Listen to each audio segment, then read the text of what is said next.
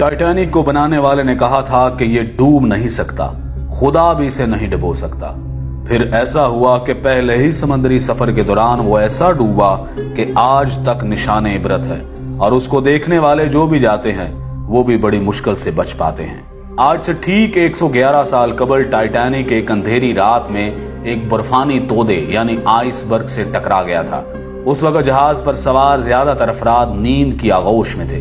हादसे के वक्त टाइटैनिक 41 किलोमीटर फी घंटा की रफ्तार से इंग्लैंड के शहर साउथहैम्पटन से अमेरिका के शहर न्यूयॉर्क की तरफ जा रहा था और सिर्फ 3 घंटे के अंदर 14 और 15 अप्रैल 1912 की दरमियानी रात टाइटैनिक बहरे ओकेयानूस में डूब गया। वो जहाज जिसके बारे में कहा जाता था कि वो कभी नहीं डूबेगा, न सिर्फ चंद घंटों में समंदर में गर्क हो गया बल्कि इस हादसे में 1500 के करीब अफराद भी हलाक हुए। 111 साल बाद भी उसे सबसे बड़ा समंदरी हादसा समझा जाता है। सितंबर 1985 में इस जहाज की बाकियात को बहरा ओकेयानूस में जाए हादसे से हटा दिया गया था। हादसे के बाद यह बहरी जहाज कनाडा से 650 किलोमीटर के फासले पर 3843 मीटर की गहराई में 2 हिस्सों में बट गया और दोनों हिस्से एक दूसरे से 800 मीटर के फासले पर पड़े थे। 111 साल गुजरने के बाद भी इस हादसे के बारे में मुअम्मे मौजूद हैं। माहिरीन की राय इसके बारे में क्या है, जानिए इस वीडियो में। इस बहरी जहाज के बारे में कहा जाता था कि यह डूब नहीं सकता, खुदा भी इसे नहीं डुबो सकता। इस यकीन की कुछ वजूहात भी थी।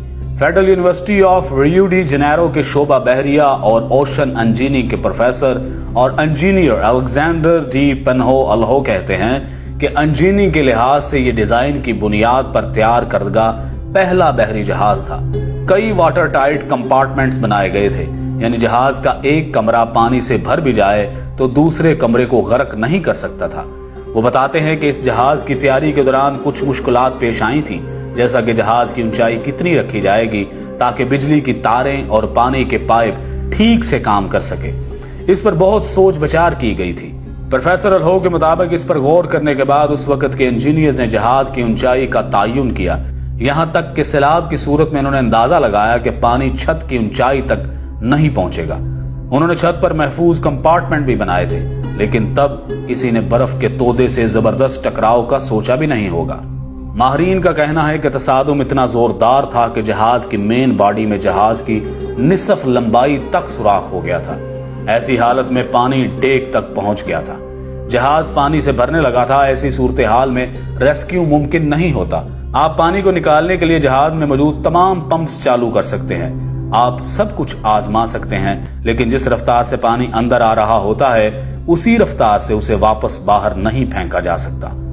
एक जबरदस्त तसादुम के बाद जहाज की साख में तब्दीली आई और दरवाजे बंद नहीं हो रहे थे, वो भंस गए थे। टाइटैनिक को इस दौर में भी खालस स्टील से बनाया गया था, लेकिन उस वक्त का स्टील ऐसा नहीं था, आज की फौलाद की तरह मजबूत नहीं था।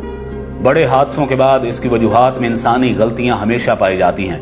माहिरीन के मुताबिक आइसबर्ग से भरे खित्तों से गुजरने में मुश्किलात के बावजूद इस पर सफर को तेजी से मुकम्मल करने का शदीद दबाव था। दरअसल ये दबाव ब्लू बैंड हासिल करने के लिए था। 1839 में शुरू होने वाला ये एजाज बहरा ओकेयानूस को अबूर करने वाले तेज तरीन जहाज को दिया जाता था। टाइटैनिक को इस एजाज का सबसे मजबूत दावेदार समझा जाता था। इस वक्त दुनिया की बड़ी कंपनियों के दरमियान जहाज बनाने का मुकाबला था। उस वक्त इंग्लैंड और जर्मनी के दरमियान मुकाबला था कि सबसे बड़े और तेज तरीन जहाज कौन बनाएगा। सबसे बड़े और तेज तरीन जहाज को सरकारी तौर पर ब्लू बैंड मिल गया।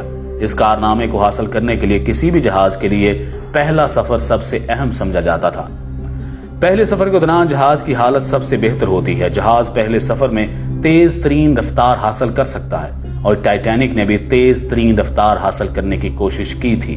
बच जाने वाले लोगों में से बहुत से लोगों ने बताया था कि जहाज के कप्तान को इर्द गिर्द के इलाके में बर्फ के तोदों के बारे में इतला दी गई थी, लेकिन उसने जहाज की रफ्तार कम नहीं की क्योंकि वो तेज रफ्तारी से बहरे ओकेयानूस को अबूर करके ब्लू बैंड हासिल करना चाहता था।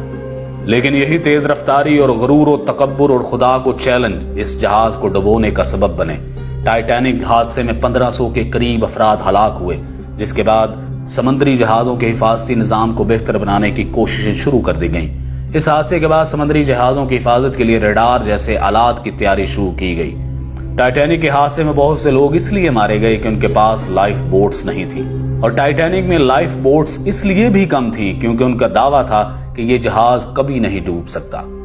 इस यकीन की वजह से जहाज में सिर्फ आधी लाइफ बोट्स रखी गई थी। यह हादसा समुद्री जहाजों की हिफाजत के हवाले से एक अहम संग मील साबित हुआ।